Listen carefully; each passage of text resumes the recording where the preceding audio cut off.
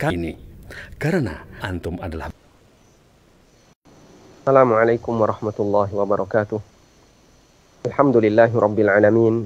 Wassalatu wassalamu ala ashrafil mursalin Nabiyyina wa maulana Muhammadin wa ala alihi wa sahbihi ajma'in.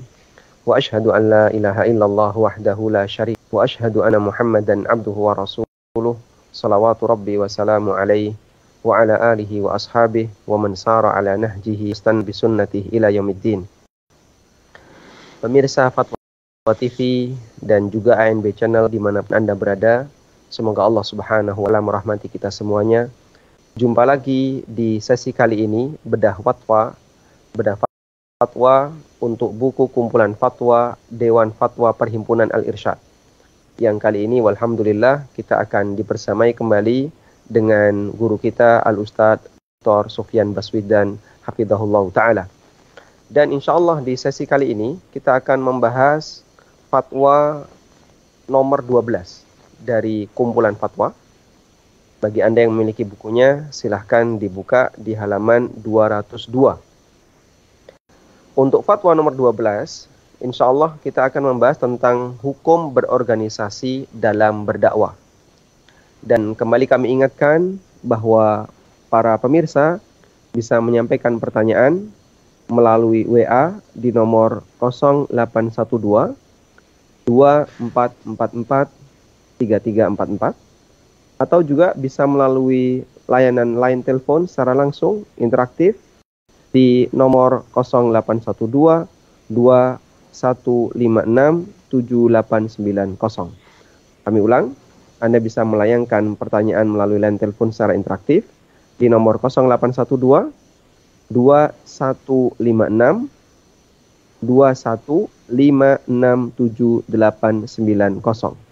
0812 21567890. Baik, walhamdulillah kita sudah dibersamai oleh Ustadz Sufyan Baswedan di studio Solo ya. Assalamualaikum Ustadz. Waalaikumsalam warahmatullahi wabarakatuh. Sehat Ustadz? Alhamdulillah. Alhamdulillah. Sehat ya. Tapi kembali alhamdulillah sehat. Allah, insyaallah. Baik Ustaz, kita akan membahas fatwa tentang hukum berorganisasi dalam berdakwah Ustaz. Sebelumnya mungkin pemirsa perlu mendapatkan keterangan yang membuat draft fatwa ini, apakah Ustaz Sufyan sendiri atau bagaimana? Ya, bismillah, alhamdulillah, wassalatu wassalamu ala rasulillah wa ala alihi wa sahbihi wa man walah, amma ba'd. Memang betul ya, Ustaz Ami maupun para pemirsa sekalian, draft ini saya sendiri yang mengkonsepnya maupun menyiapkannya hingga kemudian didiskusikan bersama oleh asatidzah yang lain dan akhirnya dipublikasikan. Begitu Ustaz Ami. Masya Allah, barakallahu fikum. Baik. Baik Ustaz, nanti seperti biasa kita akan membahas pengantar dari pembahasan fatwa ini. Ustaz Sufyan bisa menyampaikan kurang lebih selama 45 menit. Dan selanjutnya nanti kami mohon izin untuk memberikan kesempatan bagi para pemirsa agar bisa secara interaktif berdiskusi terkait masalah yang dibahas. Nah Ustaz, tafadhal untuk memberikan pembahasan tentang masalah ini. Baik. Bismillahirrahmanirrahim. Alhamdulillah wassalatu wassalamu ala rasulillah wa ala alihi wa sahbihi wa man walah, amma ba'd. Bersama TV maupun ANB Channel yang dimuliakan oleh Allah,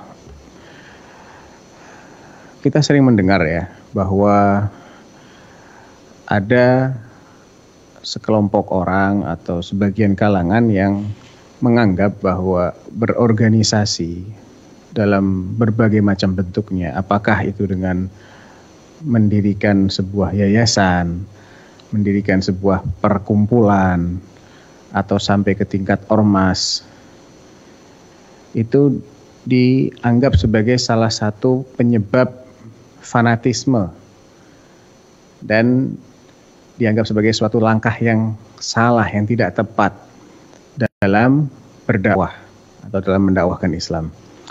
Bahkan tudingan-tudingan seperti ini tidak hanya ditujukan kepada yayasan atau organisasi yang memiliki basis massa umum, campur segala macam. Bahkan yang beranggotakan dai-dai ahlus sunnah pun tidak lepas dari kritikan seperti ini. Oleh karena itu, kami di Dewan Fatwa menganggap perlu ada sebuah kajian tentang apa sih sebetulnya organisasi itu, bagaimana pandangan syariat terhadap konsep berorganisasi, demikian pula pendapat para ulama, karena yang namanya organisasi dalam bentuk yang kita kenal hari ini kan sesuatu yang tidak dijumpai di zaman para salaf. Ya, akan tetapi tidak berarti bahwa konsep organisasi itu sendiri tidak dikenal sama sekali. Oleh karena itu kita perlu menarik benang merah antara apa yang kita kenal hari ini dengan istilah organisasi dengan adakah contohnya di masa para salaf radhiyallahu anhum, atau paling tidak para ulama kontemporer terhadap berbagai macam organisasi ini. Sehingga kita menjadi jelas apakah permasalahan organisasi ini sesuatu yang sifatnya para ulama sepakat menilainya sebagai benar, ataukah sepakat menilainya sebagai salah, ataukah ada di antara mereka yang berpendapat A, ada di antara mereka yang berpendapat B, dan menjadi kewajiban kita untuk bertoleransi hal-hal yang memang para ulama itu berbeda pendapat. Ini secara garis besar latar belakang yang memotivasi kami untuk menulis penjelasan tentang hukum berorganisasi dalam berdakwah. Jadi kita ingin spesifik, Ustaz Ami, ya. Yang kita bahas adalah organisasi dalam berdakwah, bukan organisasi dalam berdakwah secara menyeluruh, karena banyak sekali nanti ada organisasi dalam berpolitik, ada mungkin dalam olahraga, ya, ada dalam kesenian. Ini nggak kita bahas yang begini-begini, tapi dalam berdakwah itu dulu. Tentunya kita perlu Ustaz. Menurut mereka yang mempermasalahkan organisasi itu, apakah khusus untuk organisasi berdakwah atau organisasi secara umum, Ustaz? Ya, akhirnya mereka menariknya kepada organisasi untuk berdakwah. Karena memang yang dikritisi ini adalah ketika para ustadz ini mendirikan sebuah yayasan atau sebuah lembaga atau sebuah perkumpulan, dan menggunakan lembaga, yayasan ataupun perkumpulan ini sebagai wadah dakwah mereka. Itu yang dikritisi sebetulnya, Ustaz Ami. Baik, Ustaz. Mungkin bisa dilanjutkan untuk penjelasan detailnya. Baik, barakallahu fiik. Nah, sebelum kita membahas kepada penjelasan fikihnya, tentu kita perlu memahami dulu apa yang dimaksud dengan organisasi itu sendiri.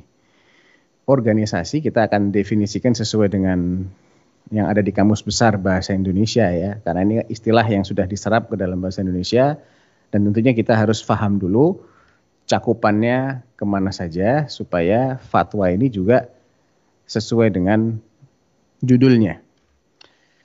Menurut KBBI halaman 803, organisasi adalah satu, ada dua pengertian, ya. Satu, kesatuan dalam kurung susunan dan sebagainya yang terdiri atas bagian-bagian dalam kurung orang dan sebagainya.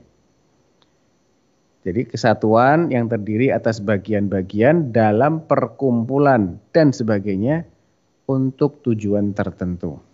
Perkumpulan, komunitas, ya, yang ada tujuan tertentunya. Orang berkumpul bersatu dengan terbagi-bagi, yang ini menjabat sebagai pemimpin, yang ini sebagai sekretaris, yang ini sebagai bendahara, ini divisi A, divisi B, divisi C. Dan mereka memiliki tujuan tertentu. Pengertian yang kedua adalah kelompok kerjasama antara orang-orang yang diadakan untuk mencapai tujuan bersama.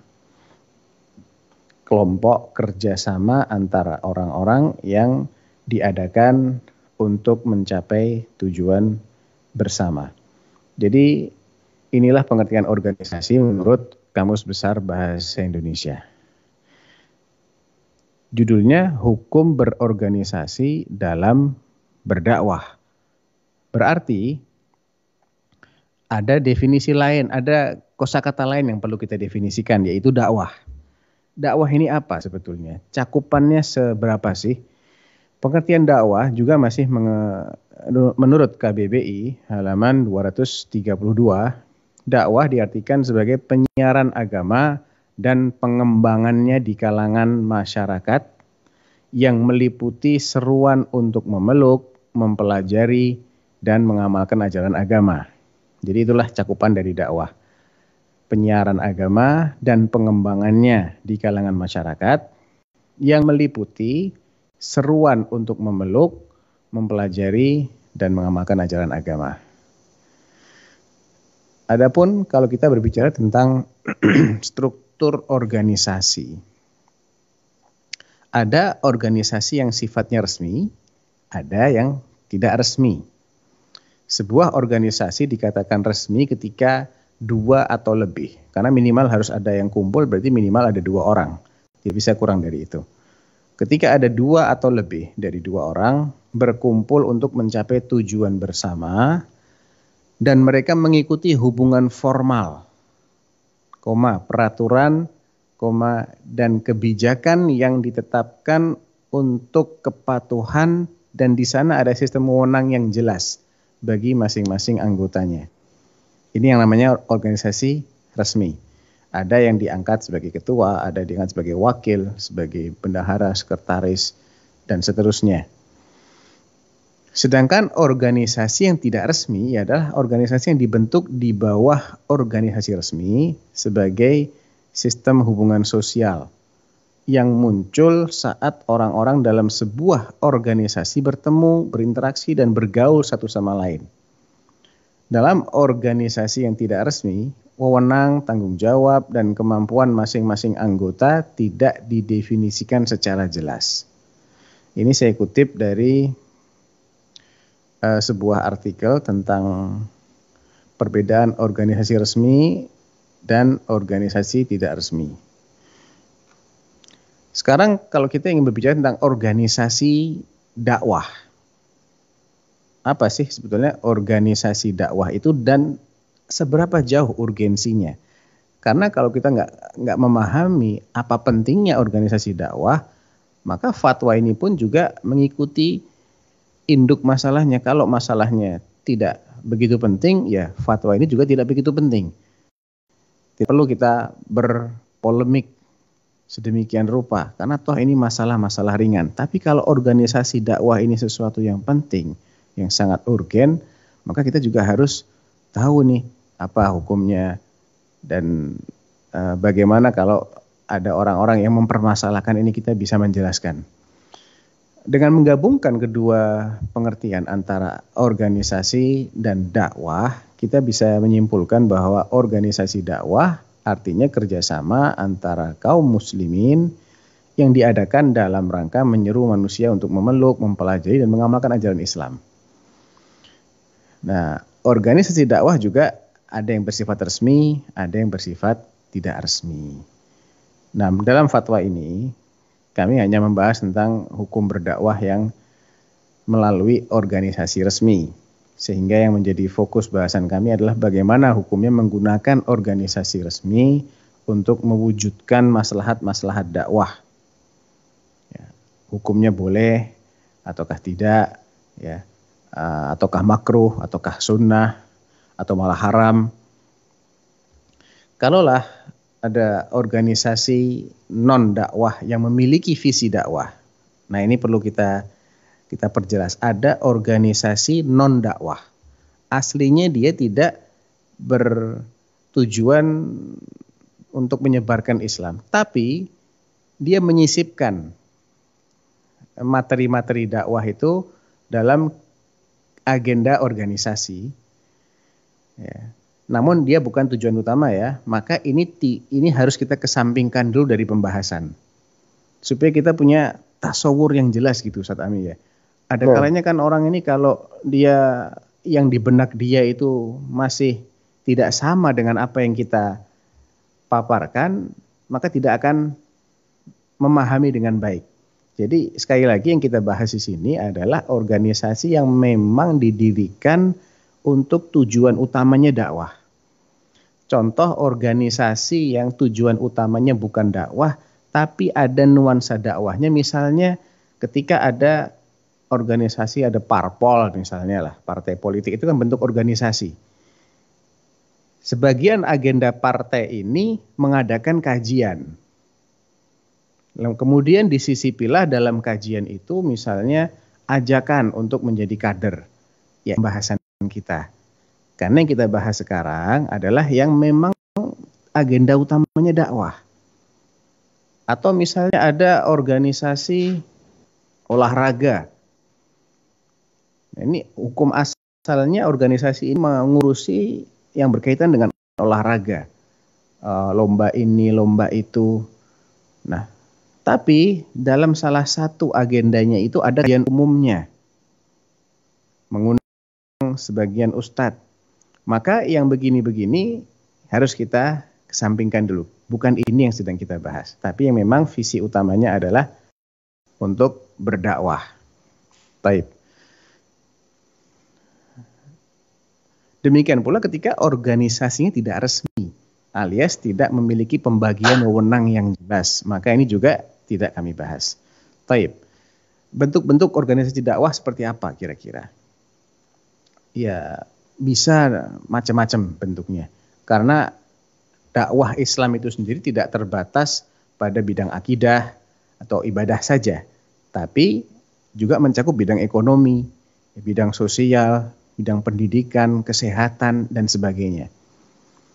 Organisasi dakwah yang bersifat resmi diantaranya adalah DKM atau Dewan Kemakmuran Masjid, lembaga, yayasan, Dewan Dakwah Islamiyah atau Dewan Dakwah Islamiyah Indonesia, DDII, MUI, ya, baik di tingkat kota atau kabupaten, provinsi maupun di tingkat pusat. Ada juga yang berskala internasional seperti Rabitatul Alam Al-Islami. Demikian juga OKI, Majma' Al-Fiqh, ya, Muslim World Liga atau singkatan dari Rabitah Alam Islami itu dalam bahasa Inggrisnya adalah Muslim World Liga. Dan di bawahnya Rabitah Alam Islami ini ada banyak lagi anak organisasi underbow-nya. Contohnya Al-Majlis Al-A'la, majelis paling tinggi yang merupakan struktur tertinggi dalam organisasi ini, beranggotakan 60 tokoh terkenal yang mewakili berbagai bangsa muslim di dunia. Di bawahnya ada juga di bawah Rabitah Alam Islami ini Al-Majma' Al-Fiqhi Al-Islami yang beranggotakan sejumlah ulama kelas dunia dan berkompeten membahas masalah-masalah fikih. Jadi divisi khusus yang membahas masalah fikih, isinya kumpulan ahli-ahli fikih. Ada Al-Hay'ah Al-Alamiyah Lil Ulama'il Muslimin atau The International Organization for Muslim Scholars. Jadi organisasi internasional untuk sarjana-sarjana muslim, cendekiawan-cendekiawan muslim. Kalau di kita ada ICMI. Nah, ini Ikatan Cendekiawan Muslim dunianya. Di bawahnya Rabitah Alam Islami yang beranggotakan sejumlah ulama pilihan dari berbagai negara dan bertujuan menyatukan pendapat para ulama dalam menyikapi berbagai problematika umat. Ada juga divisi lain dari Rabitah Alam Islami yang namanya Al-Majlis Al-A'la Al-Alami Lil Masajid, yang berkompeten di bidang pemakmuran masjid-masjid dan pengoptimalan fungsinya. Ini divisi lagi ya. Ada lagi divisi berikutnya yang kelima, Al-Hay'ah Al-Alamiyah Lil Kitabi Was Sunnah, yang berkhidmat dalam mengajarkan Al-Quran sesuai kebutuhan kaum muslimin dimanapun mereka berada. Ada juga Al-Hay'ah Al-Alamiyah Lil Ighathah Wal Ri'ayah Wat Tanmiyah, yang bergerak di bidang sosial, pendidikan, kemanusiaan, dan kesehatan di berbagai belahan dunia. Ini semuanya di bawah Rabitah Al-Alam Al-Islami. Setiap bentuk kerjasama yang sistematis ya dan terstruktur dalam rangka menyebarkan dan mengamalkan ajaran Islam, ini dapat diartikan sebagai organisasi dakwah. Pokoknya intinya bagaimana sih supaya Islam ini tersebar dan bisa diamalkan sebaik mungkin. Ayo kita bekerja sama, kita bagi-bagi tugas, bagi-bagi job. Nah, namanya ini adalah organisasi. Baik dengan nama organisasi itu sendiri, atau asosiasi, atau jum'iyah, atau rabithah, atau ikatan ini, ikatan itu, atau himpunan, atau lembaga, atau yayasan, komunitas, dan lain sebagainya. Ini hanyalah nama, tapi hakikatnya ya organisasi adalah seperti yang sudah kita jelaskan tadi. Nah, tentunya Ustadz Ami, organisasi ini pasti ada urgensinya dong.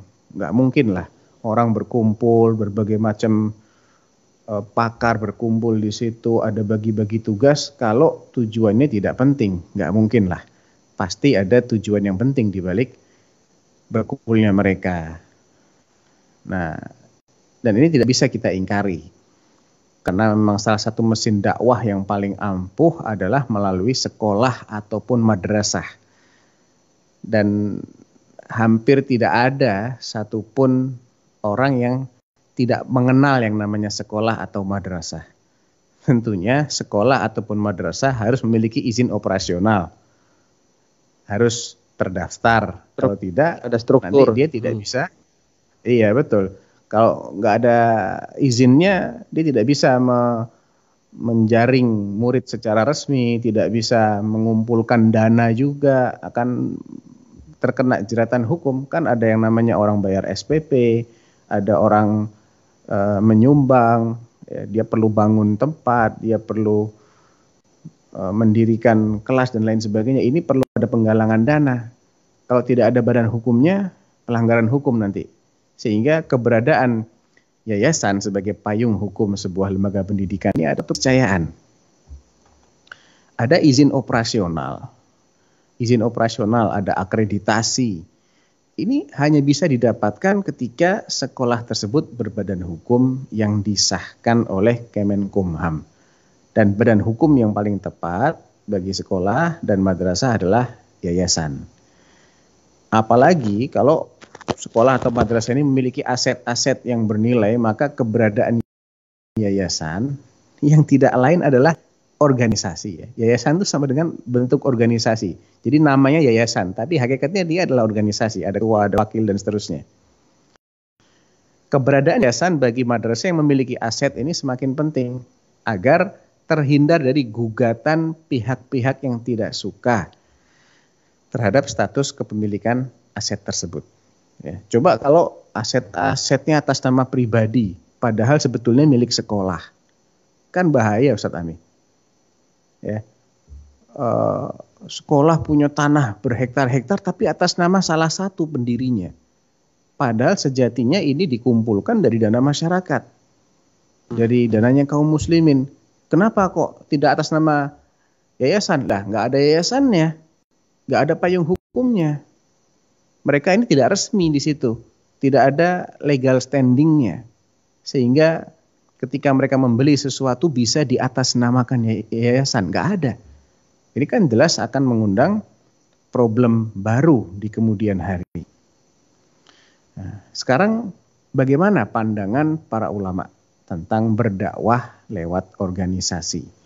Ya, setelah kita tahu urgensinya seperti itu, diantaranya adalah untuk pendidikan yang ini merupakan dapur pacunya dakwah. Dakwah itu kan lebih kepada mengajarkan sesuatu, mendidik. Nah, ini saja jelas memerlukan keberadaan organisasi. Bagaimana dengan dakwah dari segi lainnya? Tentunya juga tidak bisa lepas dari organisasi. Sekarang bagaimana pendapat para ulama kita? Nah, ada sejumlah ulama top ya, kaliber dunia yang akan Ana bacakan di sini nama-nama mereka serta jabatan mereka di organisasi-organisasi yang mereka masuk ke sana. Di antara para ulama tersebut adalah yang pertama Syekh Al-Allamah Abdul Aziz Ibn Abdullah Ibn Baz rahimahullahu taala. yang wafat tahun 1420 Hijriah atau 1999 Masehi. Peran beliau dalam sejumlah organisasi dakwah sangatlah nyata dan tidak bisa dipungkiri. Hanya ngeyel ya istilahnya.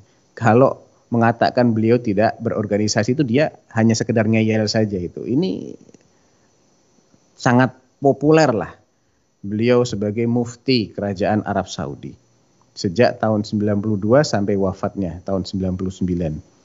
Di samping status beliau sebagai ketua Hay'ah Kibarul Ulama As-Saudiyah. Jadi semacam ketua MUI-nya Saudi lah gitu ya. Kemudian beliau juga mengetuai Idaratul Buhuth Al-Ilmiyah wal Ifta', semacam lembaga untuk mengatur masalah penelitian ilmiah dan masalah fatwa. Nah, beliau juga menjadi ketua di situ. Kemudian beliau menjadi kepala Dewan Pendiri Rabithah Al-Alam Al-Islami, ketua dari Al-Majma'ul Fiqhi Al-Islami. Jadi beliau di antara para pendiri Rabithah itu beliau ketuanya. Kemudian Rabithah punya organisasi yang di bawahnya yang namanya Al-Majma'ul Fiqhi Al-Islami, beliau juga ketua lagi di situ. Jadi ketua di atas, ketua di organisasi berikutnya. Dan pernah juga menjabat sebagai rektor Universitas Islam Madinah selama 5 tahun. Dan kita tahu kalau madrasah saja organisasi, apalagi jamiah, universitas, ya lebih rapi lagi, lebih besar lagi, pembagian tugasnya lebih banyak lagi. Ini baru organisasi yang diikuti dan diikuti oleh Syekh Al-Alamah Abdul Aziz bin Baz. Yang selain beliau ada nggak? Masih banyak. Syekh Muhammad bin Shalih Al-Utsaimin yang wafat tahun 1421, ya setahun setelah Syekh bin Baz atau sekitar tahun 2001 Masehi. Beliau juga selain menjabat sebagai anggota Hay'ah Kibarul Ulama sejak tahun 1407 Hijriah sampai wafatnya beliau. Jadi sekitar 14 tahun berada dalam Hay'ah Kibarul Ulama. Beliau juga menjadi kepala Jum'iyah Tahfidzul Quran di kota Unaizah, kota kelahiran beliau, sejak tahun 1405 Hijriah hingga wafatnya. Jadi selama 16 tahun menjadi kepala lembaga Tahfidzul Quran setempat. Beliau juga menjabat sebagai anggota Majelis Ilmiah Universitas Imam Muhammad bin Saud. Ya. Jadi ada majelis yang dinamakan dengan Majelis Al-Ilmi, beliau ketuanya di situ. Nah, anggota, bukan ketua ya, anggota. Dan beliau juga menjadi anggota Majelis Fakultas Syariah dan Usuluddin di Universitas Imam Muhammad bin Saud cabang Al-Qasim. Ya, karena pusatnya Jamiatul Imam atau Universitas Imam Muhammad bin Saud ini pusatnya di Riyadh, tapi cabangnya ada, bahkan di Indonesia pun ada. Yang kita kenal dengan LIPIA itu ya, Lembaga Ilmu Pengetahuan Islam dan Bahasa Arab di Jakarta, itu adalah cabang dari Universitas Imam Muhammad bin Saud. Nah, cabang yang masih di Saudi diantaranya ada di cabang Buraidah di Provinsi Al-Qasim. Nah, beliau anggota di situ. Ini Syekh Muhammad bin Shalih Al-Utsaimin. Adapun bagaimana dengan yang ahli hadis, yang bukan Saudi dong? Kita mau yang bukan Saudi ada nggak? Jangan-jangan ini hanya diikuti oleh ulama-ulama Saudi. Baik, kita akan lihat. Ada Syekh Muhammad Nasiruddin Al-Albani, para pemirsa ya, yang wafat tahun 1420 Hijriah atau 1999 Masehi.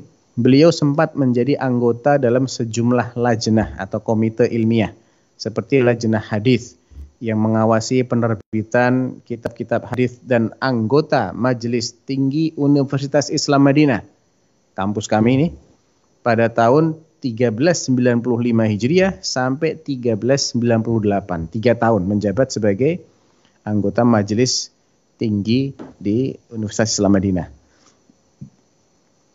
Yang keempat, ulama lain lagi nih. ada Syekh Abdul Aziz bin Abdullah Al-Syekh yang sekarang masih menjadi mufti resmi Saudi Arabia. Sepeninggal Syekh bin Baz, jadi sejak tahun 99 sampai sekarang. Ada 20-an tahun lebih ya.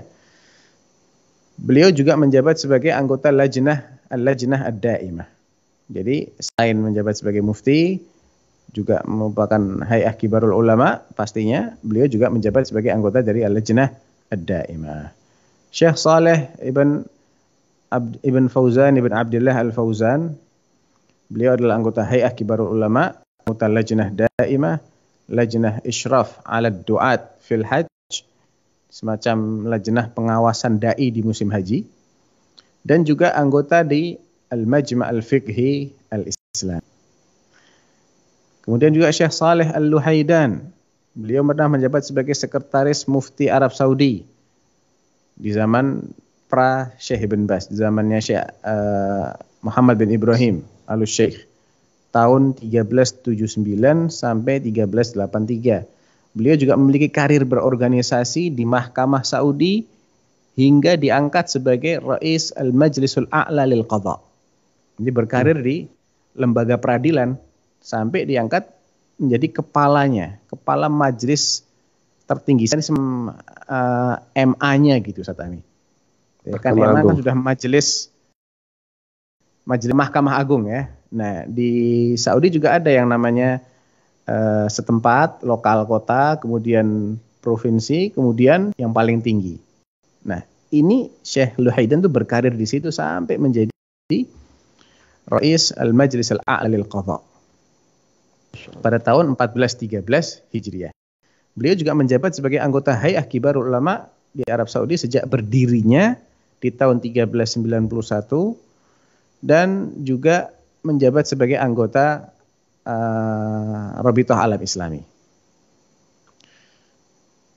Ada lagi yang ketujuh di sini, Syekh Saleh bin Abdul Aziz Al-Syekh, yang sekarang masih menjabat sebagai Menteri Urusan Agama ya, Wazir Syu'unul Islamiyah wa Da'wah wal Irsyad, Menteri Urusan Agama, urusan dakwah, urusan penyuluhan. Beliau sebagai musyrif atau supervisor terhadap sejumlah organisasi seperti Muassasah Al-Haramain Al-Khairiyah, ada Hay'ah Al-Ighathah Al-Islamiyah Al-Alamiyah yang memberikan bantuan-bantuan kepada negara-negara yang terdampak, dan juga WAMI. WAMI ini semacam perkumpulan untuk pemuda-pemuda muslim. Ya. Ini sejumlah ulama kontemporer yang sebagian besarnya masih hidup yang membolehkan, bahkan menjadi anggota. Beda nih Ustadz Ami, antara sekedar membolehkan tapi tidak terlibat dengan terlibat bahkan sampai puluhan tahun. Ya kalau sudah terlibat ini berarti tidak sekedar boleh, mafhumnya adalah sangat dianjurkan. Karena tentunya para ulama ini adalah orang-orang yang sangat sibuk. Mereka banyak sekali hal-hal yang bisa mereka lakukan yang memiliki urgensi yang tidak kalah dengan urgensinya keterlibatan mereka dalam lembaga itu. Sehingga keterlibatan mereka ini tidak sekedar kita maknai sebagai pembolehan, namun dukungan yang langsung, yang real terhadap keberadaan organisasi itu sendiri. Dan sebagai bentuk komparasi, ada juga sejumlah masyayikh, ulama yang tidak setuju dengan pendirian Jum'iyah dakwah nih ya, perkumpulan atau organisasi dakwah. Hanya saja bila diperhatikan, mereka rata-rata memiliki alasan yang sama. Pihak yang tidak setuju ini alasannya rata-rata berkisar pada organisasi cenderung melahirkan sikap tahazzub, sikap fanatik kepada golongan, kepada organisasinya, atau hizbiyah. Ya, di antara anggota pasti akan memiliki persatuan, pembelaan yang itu tidak seperti antara mereka dengan yang di luar mereka. Dan mereka, para ulama ini mengkhawatirkan akan terjadi perpecahan apabila fenomena ini tetap berkembang. Akan tetapi hampir semuanya sepakat, semua ulama ini hampir semuanya sepakat bahwa bila organisasi atau jum'iyah dakwah tersebut berdasarkan Al-Quran dan Sunnah sesuai pemahaman as-salafus saleh, ini syarat yang pertama. Dan yang kedua, tidak membangun sikap wala wal bara atau sikap loyal dan antipati atas dasar organisasi.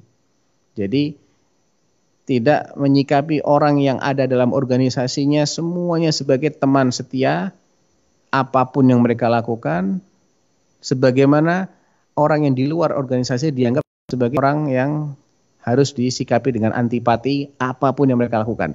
Asalkan yang ini tidak terjadi, ya, tidak ada sikap wala wal bara hanya semata-mata karena organisasi, dan organisasinya dibangun atas dasar Al-Quran, Sunnah, dan pemahaman para salafus saleh, maka tidak dilarang. Ya. Bahkan termasuk bentuk ta'awun alal birri wat taqwa gitu Ustaz Ami. Ini sepakat nih, hampir lah. Bisa dikatakan hanya beberapa saja yang tidak menyetujui secara mutlak, walaupun ada syarat-syarat seperti ini. Dan tentunya ini pendapat yang syadz itu tidak boleh kita ikuti. Nah, sebagai bentuk amanah ilmiah, saya disebutkan ada alasan utama, namun ada juga alasan sampingan yang disebutkan oleh sebagian mereka dan tidak disebutkan oleh sebagian yang lain. Apa saja alasan sampingan ini? Di antara mereka ada yang beralasan bahwa organisasi tidak digunakan oleh as-salafus saleh dalam berdakwah. Padahal kalau alasannya untuk mendanai dakwah, maka para salaf lebih membutuhkan dana dong daripada kita. Mereka lebih pas-pasan daripada kita.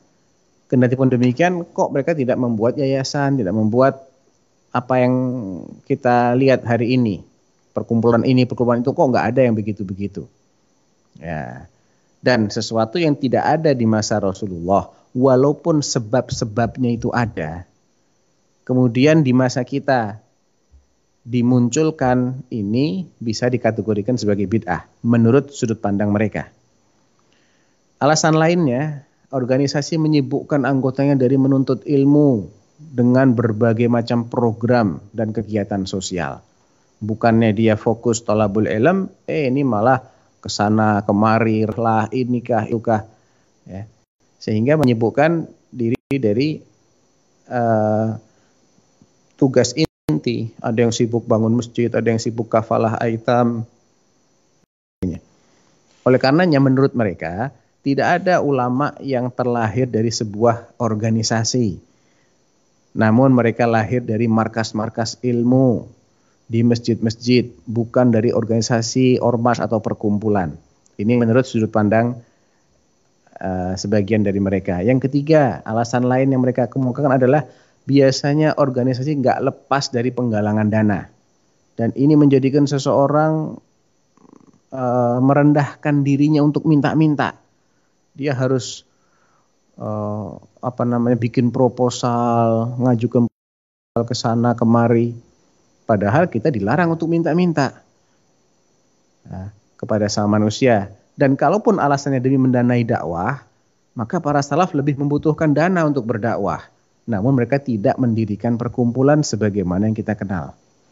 Alasan keempat, organisasi menjadikan anggotanya bermudah-mudahan dalam berinteraksi dengan bank ribawi. Karena pasti dia punya nomor rekening dan nomor rekening ada di bank. Yang kelima, organisasi menjadikan anggotanya bermudah-mudahan dalam fotografi makhluk bernyawa, ya, mendokumentasikan momentum ini, momentum itu, peristiwa ini, peristiwa itu sebagai bukti kepada para donatur, sehingga akhirnya yang bisa dihindari menjadi tidak bisa dihindari gara-gara adanya organisasi ini. Yang keenam, organisasi sering terlibat dalam pengelolaan harta secara tidak syar'i. Karena seringkali para pengurus organisasi itu bukanlah orang-orang yang ahli agama dan mengerti bagaimana mengelola harta secara syar'i. Ya, artinya ada beberapa organisasi yang tidak profesional dalam mengelola, tidak dikelola secara syar'i. Yang ketujuh, organisasi memicu terjadinya perselisihan dan perpecahan di tengah umat. Karena ketika seorang dai telah bergabung dalam organisasi tertentu, maka orang yang di luar organisasinya cenderung bersikap menjauhi orang ini maupun organisasi yang dia bergabung di situ. Yang kedelapan, organisasi mendorong anggotanya bermudah-mudahan atau tasamuh dalam memegang aturan syariat, bahkan mengorbankan sebagian aturan syariat atau tanazul untuk kemaslahatan kelompok. Dan yang kesembilan, organisasi biasanya terikat dengan aturan pemerintah yang seringkali tidak sesuai dengan syariat sehingga dakwah yang dilaksanakan melalui organisasi tersebut menjadi tidak berkah. Nah, ini alasan-alasan tambahan di samping alasan utama yang disepakati oleh semua orang ini, semua yang tidak setuju ini, yaitu adanya fanatisme. Tentunya kita perlu tinjau ya Ustaz Ami, bagaimana sih alasan ini dalam secara dalilnya sekuat apa. Yang pertama, tadi ada yang mengatakan ini bid'ah karena nggak dikenal di masa para salaf. Ya, ini kembali kepada pembahasan tentang hukum dan metode, pembahasan tentang sarana dan metode dalam berdakwah. Apakah sarana dan metode itu tauqifi atau ijtihadi? Tauqifi itu artinya sudah baku, sudah paten. Tidak boleh ada kreasi sama sekali. Adapun ijtihadi itu sifatnya sesuai dengan tuntutan. Ini sebetulnya sarana dakwah dan metode dakwah itu sesuatu yang baku, yang paten, ataukah sesuatu yang ijtihadi yang boleh seseorang itu berkreasi di situ dengan dawabitnya ya, dengan aturan-aturannya. Jadi mereka yang mengatakan wasailud dakwah itu tauqifiyah maupun mereka yang mengatakannya sebagai ijtihadiyah, semuanya punya maksud yang baik. Kita harus paham dulu. Mereka yang mengatakan tauqifi ini maksudnya baik, biar orang tidak bermudah-mudahan, biar orang tidak kemudian seenaknya. Ini kan kita bebas menggunakan wasilah apapun, yang penting tujuan tersampaikan. Akhirnya mereka bilang wasailud dakwah tauqifiyah. Sedangkan mereka yang mengatakan wasailud dakwah itu ijtihadiyah, maksudnya juga baik, agar tidak jumud, tidak kaku dengan menggunakan satu metode, sedangkan zamannya sudah berkembang jauh dari situ. Ya. Terlepas dari itu semua ya Ustaz Ami, terlepas dari apakah wasailud dakwah itu tauqifiyah ataukah ijtihadiyah, yang perlu kita fahami, kita harus berhusnudzon terhadap sesama kaum muslimin, berhusnudzon terhadap sesama dai, terhadap sesama ustadz. Ya, tidak boleh kita cepat-cepat menggelari dengan bid'ah sebelum kita menelaah lebih lanjut secara teliti apa sih sebetulnya tujuan dia. Kalaupun itu salah, salahnya di mana? Kalau dalilnya belum qat'i, belum bersifat dalil yang tidak memiliki penafsiran lain, ya berarti kita harus di sini. Selagi dalilnya itu adalah adillah muhtamilah, ya bisa dimaknain begitu, bisa juga tidak begitu. Maka kita harus toleransi di sini. Ya. Kecuali kalau artinya masih jelas di ranah ijtihadiyah, Ustaz ya. Iya, jadi khilaf masih ijtihadiyah, masih ranah yang kita harus toleran di situ. Kalau sudah qat'i kan nggak boleh ada khilaf lagi. Ya. Taib. Yang kedua, kita semua yakin bahwa Rasulullah tidak menyebutkan dan tidak menjelaskan semua bentuk bid'ah. Nah, karena mustahil Rasulullah akan menjelaskan satu persatu bid'ah itu 1, 2, 3, 4, 5, mustahil. Hanya beliau berikan peringatan umum tentang bid'ah dan rambu-rambu global tentang karakteristik bid'ah agar seorang ahlus sunnah dapat menggunakan kias untuk menilai hal-hal yang muncul di kemudian hari. Apakah itu termasuk bid'ah atau bukan? Berdasarkan rambu-rambu umum yang telah digariskan oleh Rasulullah SAW tadi. Nah, yang ketiga, sebagaimana diyakini pula bahwa masalah suatu perbuatan kan dihukumi sebagai bid'ah atau tidak, itu harus hati-hati ya, bukan kita gampang lah mengelar ini bid'ah, enggak boleh. Ya. Kita harus berusaha untuk menjauhi prasangka tidak baik sebisa mungkin. Selagi masih ada peluang kita untuk berhusnudzon, kenapa tidak? Ya. Nah, setelah mukadimah ini, sarana dakwah itu sebetulnya terbagi menjadi 3. Ada sarana dakwah yang jelas-jelas diperintahkan oleh syariat. Dalil-dalilnya sangat jelas. Itu yang pertama. Yang kedua, sarana-sarana yang secara tegas dilarang oleh dalil-dalil syar'i. Dan yang ketiga, sarana-sarana yang tidak memiliki dalil khusus yang memerintahkan, sebagaimana juga tidak ada dalil khusus yang melarang. Dan ini berarti kembali kepada ijtihad. Ya, kalau memang diasumsikan, diduga kuat itu bisa mewujudkan tujuan yang baik dan tidak menimbulkan madharat baru, maka tidak ada alasan untuk melarang. Jadi tidak ada kesepakatan dalam hal ini, tidak ada ijma dalam masalah ini. Dalam masalah apakah sarana dakwah tauqifiyah ataukah ijtihadiyah, sehingga kita harus toleransi. Anda menganggap tauqifiyah, ahlan wa sahlan. Tapi jangan bid'ahkan yang tidak menganggap seperti itu. Anda menganggap ijtihadiyah, nggak apa-apa. Anda juga punya ulama yang mengatakan itu ijtihadiyah. Jangan bid'ahkan yang mengatakan itu tauqifiyah. Adapun klaim bahwa berorganisasi menyibukkan orang dari menuntut ilmu, ya ini perlu kita pisahkan. Ini organisasi murni untuk dakwah ataulah organisasi yang tidak murni untuk dakwah.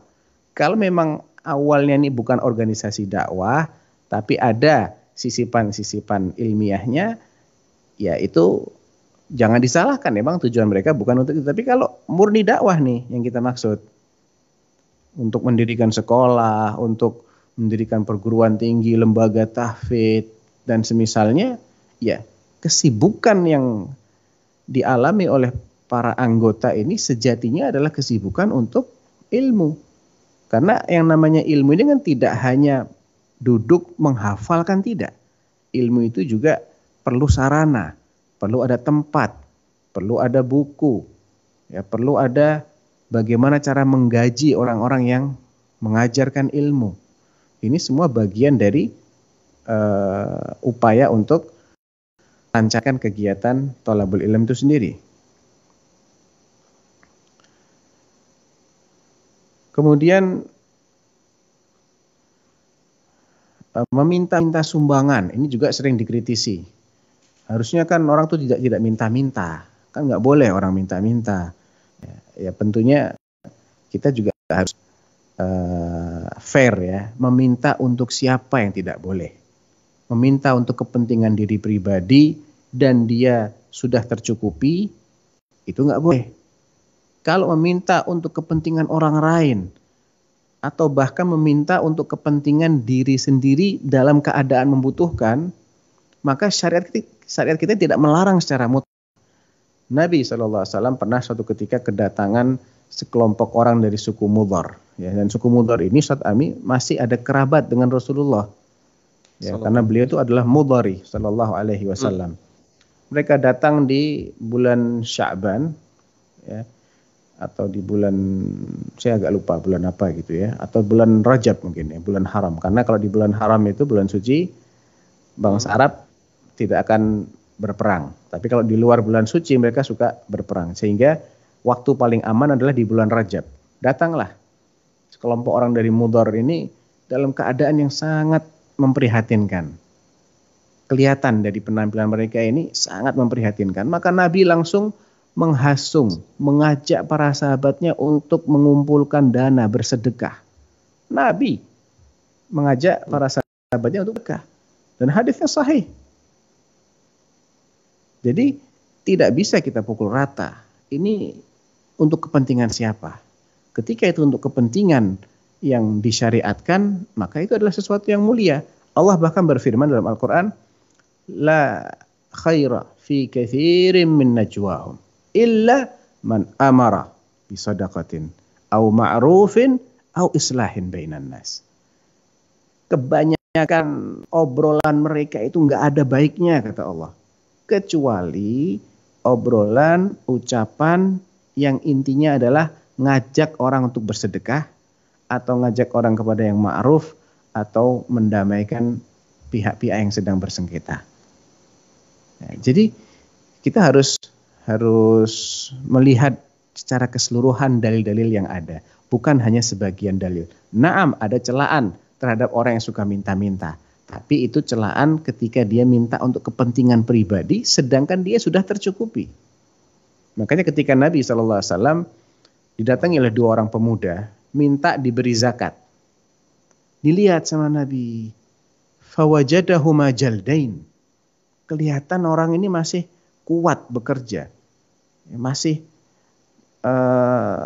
bukan orang yang cacat yang nggak mampu, enggak, mereka bekerja masih kuat, pemuda yang masih gagah perkasa. Apa kata Nabi? In syi'tuma a'taitukuma wala hadza fiha li ghaniyyin wala hadza fiha li ghaniyyin wala li qawiyyin muktasib.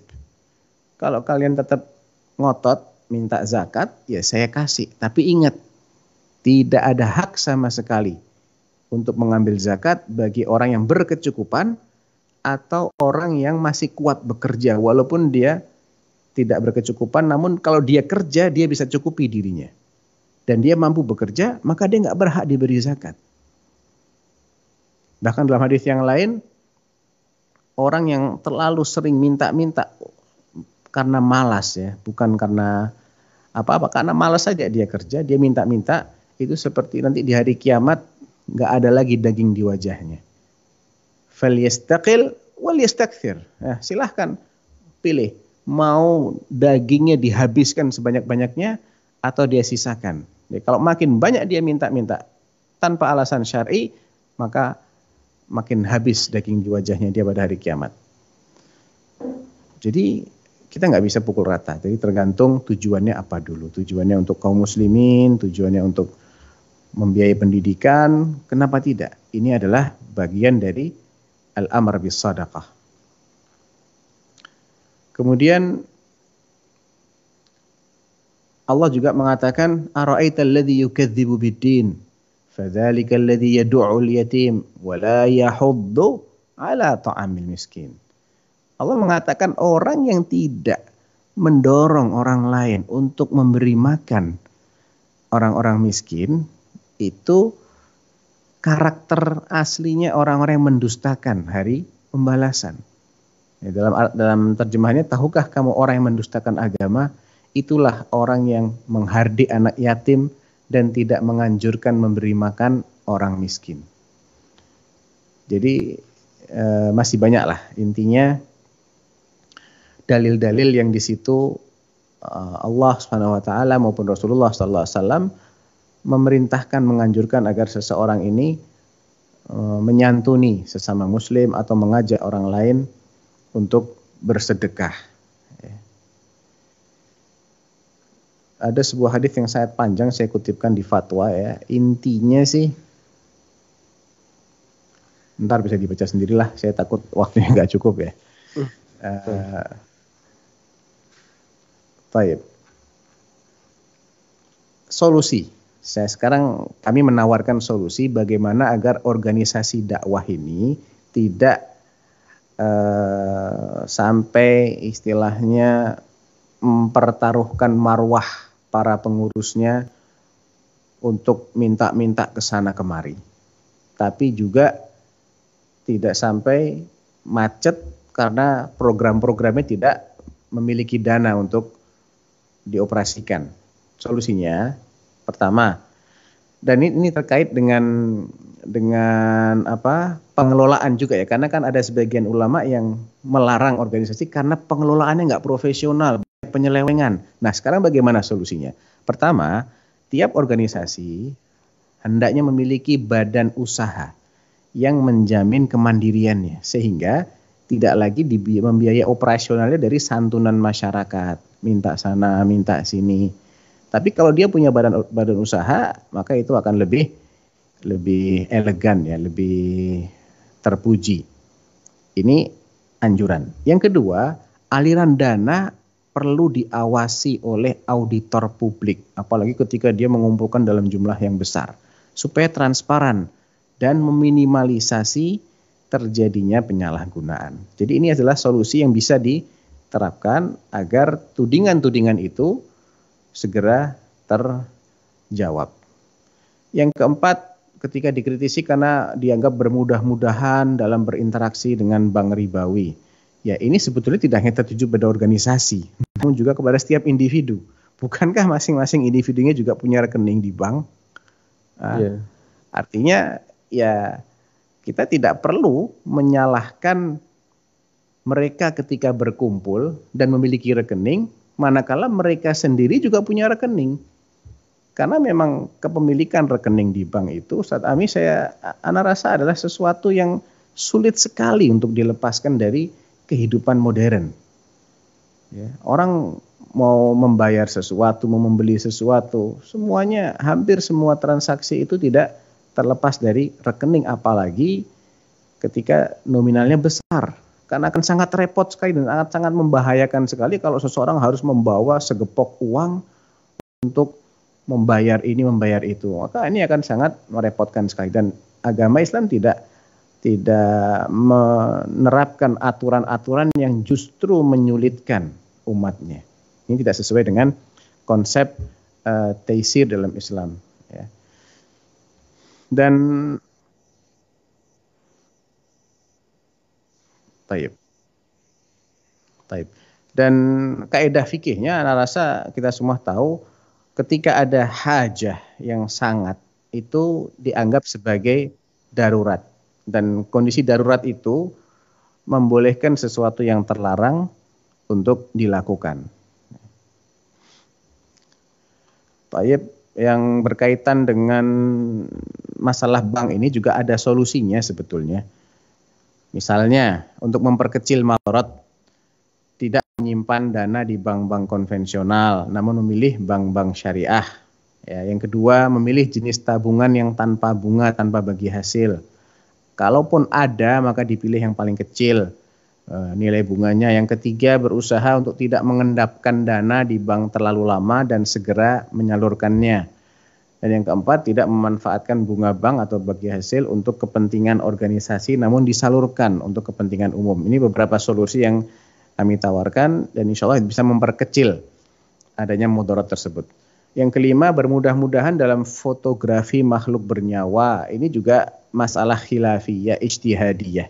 Tidak ada ijma' dalam masalah ini dan tujuan itu mempengaruhi hukum sesuatu. Kalau tujuannya untuk maslahah, untuk membuktikan kepada para donatur, memang benar nih ada penyaluran dana, ada pembangunan fasilitas pendidikan, ada pembiayaan beasiswa, dan kalau mereka tidak melihat buktinya, maka donasi mereka akan terhenti, akan timbul dugaan macam-macam, maka tidak ada alasan untuk mengharamkan hal-hal yang seperti ini dengan proporsi yang diperlukan saja. Jadi al-darurah tubihul mahdhurat wa darurah tuqaddar biqadriha. Kita perlukan sekedarnya saja. Selesai, hapus fotonya. Nggak ada masalah insya Allah dengan solusi-solusi seperti ini. Kemudian pengelolaan harta umat secara tidak syar'i ini juga meskipun itu terjadi, tapi tidak berarti ketika ada sebagian yang tidak profesional, maka yang lain-lain dianggap semuanya tidak profesional. Jelas ini adalah penilaian yang tidak fair. Ya. Jadi kalau ada yang menyalahgunakan, kita bisa tawarkan solusinya. Pertama, organisasi ini harus diketuai dan diawasi oleh orang-orang yang ahli agama sekaligus memiliki ketakwaan kepada Allah.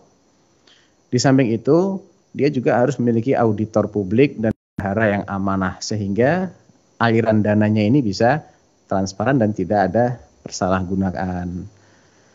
Itu ana rasa Ustaz Ami beberapa poin yang paling penting ya, yang perlu kita jelaskan agar tidak ada kesalahpahaman tentang organisasi. Ada beberapa masalah lain yang insya Allah bisa dibaca aja di fatwanya, karena waktunya juga sudah lebih dari 40 menit mungkin ya. Masya Allah. Memang baik. Tayyib, jazakallah khairan Ustaz atas paparan yang disampaikan, dan ada banyak hal yang barangkali baru kita dengar ya dari penjelasan beliau, karena mungkin beberapa pemirsa barangkali tidak pernah punya bayangan kalau ternyata organisasi ini menjadi salah polemik yang sempat dibicarakan oleh sebagian ulama, dan juga hal semacam itu sampai di Indonesia. Baik Ustaz, tadi Al-Ustaz menyebutkan bahwa salah satu di antara ulama yang pernah mengikuti sebuah organisasi adalah Syekh Albani. Namun di sini kita membaca Ustaz di footnote ya. Di footnote, di antara ulama yang tidak setuju dengan berorganisasi adalah Syekh Albani. Apakah berarti beliau mengalami perbedaan ijtihad dalam hal ini Ustaz? Iya, bisa jadi. Awalnya beliau terlibat dalam suatu organisasi, kemudian beliau melihat ada hal-hal yang kurang tepat pada organisasi itu, kemudian beliau tinggalkan. Cuman secara umum tidak bisa memastikan mana yang beliau pilih di kemudian harinya. Apakah beliau memilih untuk melarang organisasi secara mutlak, ataukah itu sifatnya tertentu, kasuistik, berdasarkan kasus tertentu saja. Gitu nih. Nah, Masya Allah. Baik, jazakumullah khairan. Baik Ustaz, kita berikan kesempatan sekali lagi bagi para pemirsa yang ikut menyimak di Fatwa TV maupun di ANB Channel. Anda bisa melayangkan pertanyaan melalui line telepon di nomor 081 2444 3344 atau melalui WA di nomor 081 0812 2156789.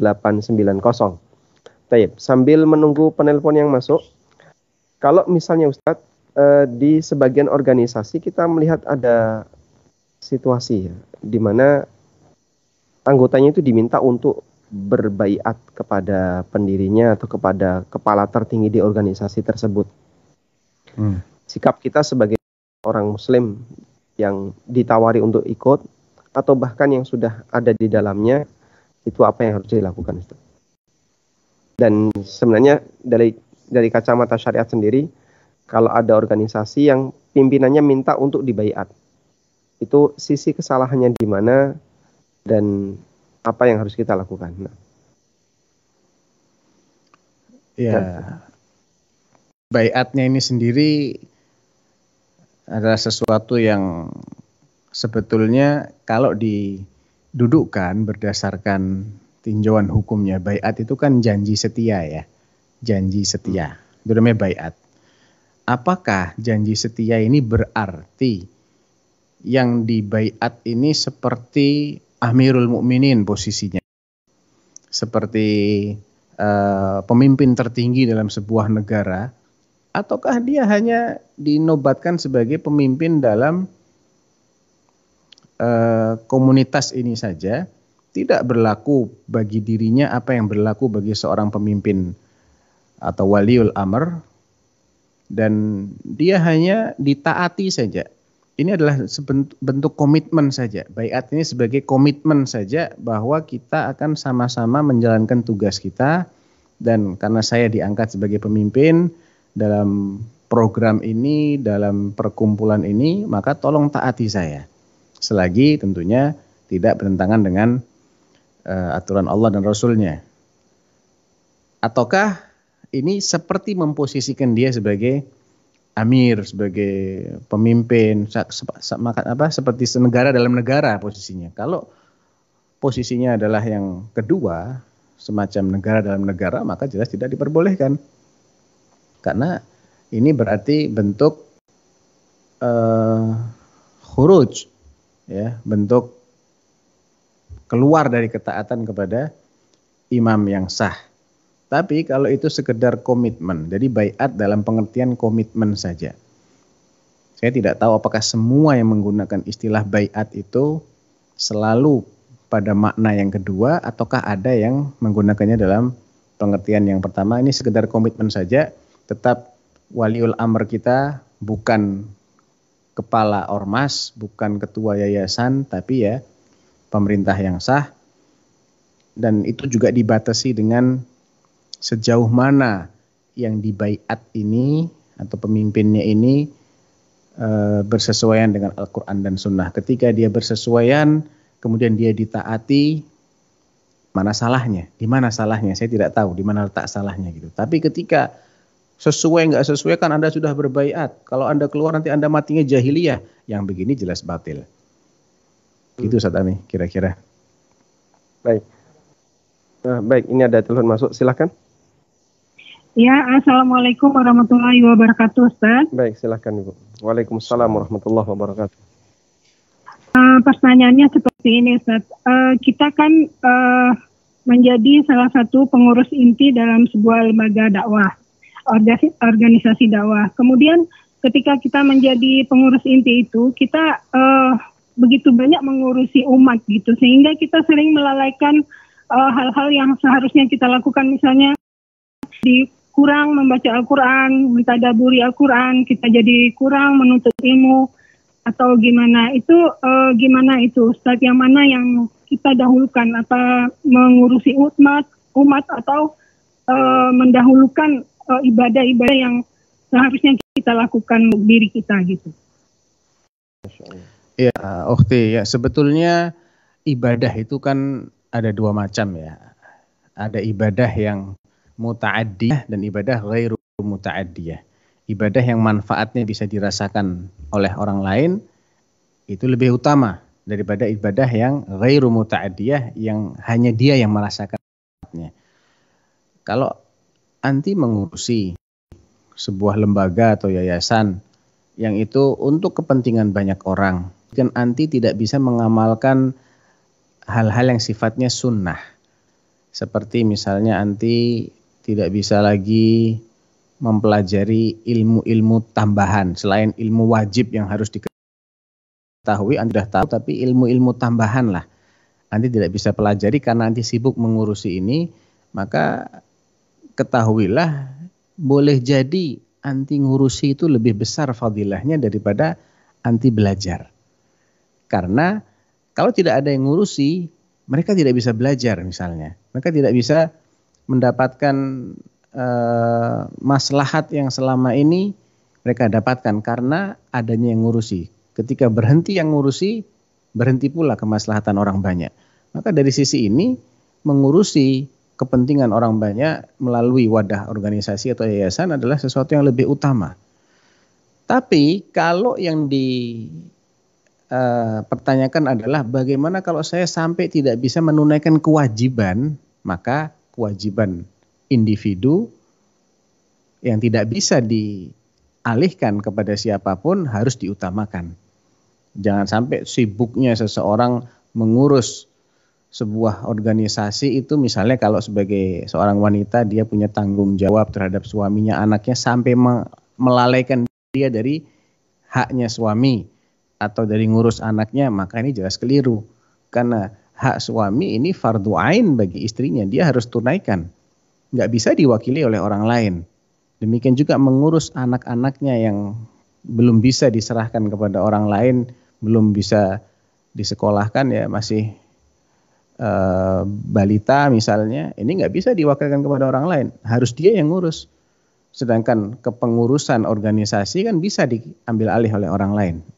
Bila seperti ini kondisinya, maka jelas yang lebih utama adalah mengurusi hal-hal yang sifatnya fardu ain. Jadi dilihat kepada masing-masing kasusnya seperti apa, gitu. Allahu a'lam. Masya Allah, jazakallahu khairan. Dan tetap ditekankan yang bersangkutan harus bisa mengatur waktu dengan baik, Ustaz ya. Agar iya tuh, jelas. Ibadah-ibadah yang sifatnya pribadi tidak ketinggalan. Betul. Baik. Ini ada satu lagi Ustaz, pertanyaan yang barangkali penting untuk kita bahas terkait posisi fanatik terhadap madhab organisasi tertentu. Karena seperti yang kita tahu, kadang sebuah ormas itu kan punya lembaga fikih ya. Di Muhammadiyah ada, di NU ada. Kemudian sebagai konsekuensi, kalau kita menjadi salah satu anggota di organisasi itu, maka harus mengadopsi semua keputusan di lembaga itu. Ini kira-kira yang perlu untuk diluruskan bagian mana, Ustaz? Ya, pengharusannya itu sendiri yang perlu didudukkan. Artinya, keputusan sebuah ormas atau lembaga yang itu mengacu kepada salah satu madhab fikih yang mu'tabar, entah fikih Hambali atau Syafi'i atau Maliki atau Hanafi. Kita kan perlu dudukkan ya, apakah dalam masalah itu ada ijma'? Kalau ada ijma', na'am, kita harus terikat karena ijma'nya. Tapi ketika dalam masalah itu tidak ada ijma', yang ada adalah pendapat resmi madhab Syafi'i misalnya, mengatakan ini boleh.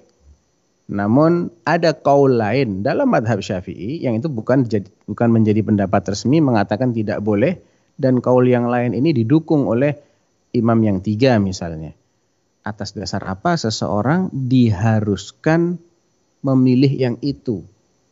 Ini tidak ada alasan yang syar'i, kecuali kalau yang bersangkutan ini adalah seorang yang awam sekali, dia muqallid murni. Dia tidak bisa memahami dalil sama sekali, dan taunya hanya itu, taunya adalah madhab resmi dalam madhab yang dia ikuti adalah membolehkan misalnya, maka dia beramal sesuai dengan madhab. Tidak ada masalah bagi orang yang awam dan tidak memiliki kemampuan untuk menelaah dalil-dalil dalam suatu masalah, dia hanya boleh taklid dalam hal ini. Tapi ketika yang ada di organisasi adalah seorang talibul ilm, penuntut ilmu, dan dia memiliki kemampuan untuk menganalisa, menelaah, melihat di antara dalil-dalil yang ada itu. Kemudian dia memilih di antara pendapat-pendapat yang mu'tabar ini, sekali lagi pendapatnya mu'tabar, dia memilih mana yang menurut penilaian dia, menurut ilmu yang dia pelajari adalah yang paling kuat dalilnya.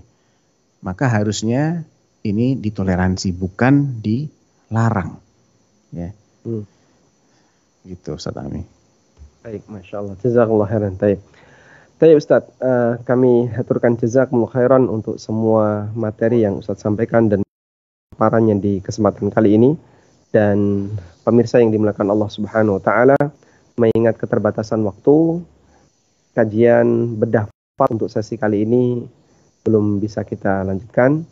Dalam arti harus kita selesaikan, dan insya Allah kita akan jumpa lagi di sesi berikutnya dengan membahas beberapa fatwa yang belum dibedah, insya Allah, dengan tetap mengacu kepada buku kumpulan fatwa Dewan Fatwa Perhimpunan Al-Irsyad. Dan bagi Anda yang punya keinginan untuk memiliki buku ini, ya, bisa menghubungi di ANB Store. Semoga buku ini bisa menjadi salah satu referensi di rumah kita. Demikian yang bisa kami sampaikan. Semoga Allah Ta'ala memberkahi apa yang kita pelajari. Wassallallahu ala nabiyyina Muhammadin wa ala alihi wa sahbihi wa sallam. Wa akhiru da'wan alhamdulillahi rabbil alamin. Subhanakallahumma wa bihamdika.